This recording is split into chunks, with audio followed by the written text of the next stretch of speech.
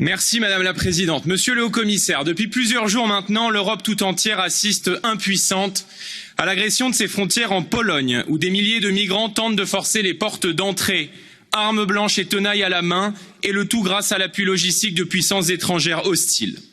Pourquoi s'en priverait-elle?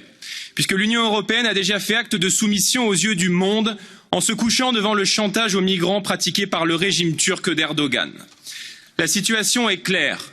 Nous sommes devant une opération de déstabilisation de l'Europe, pilotée depuis l'extérieur. Ce que subit la Pologne, dont les frontières sont aujourd'hui en état de siège, porte un nom, une invasion.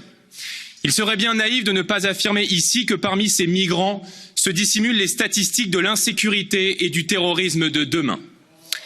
Écoutez l'alerte des services lituaniens quant à l'identification de plusieurs profils terroristes entrés en Europe depuis l'été dernier.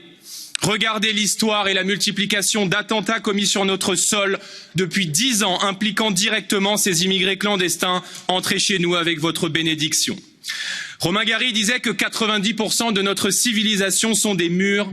Si vous supprimez les murs, qu'en reste-t-il? Face à l'agression que nous subissons, votre politique de laisser-faire est criminelle. En refusant de laisser le moindre centime à la construction de barrières aux frontières de la Pologne et de la Lituanie, vous condamnez ces pays à la submersion. Votre Union européenne a désarmé les nations. Dès qu'un clandestin réussit à poser un pied dans l'espace Schengen, il nous est interdit de le refouler.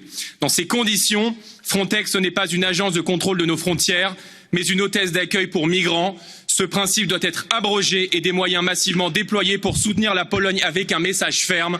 Vous ne passerez pas. Je vous remercie.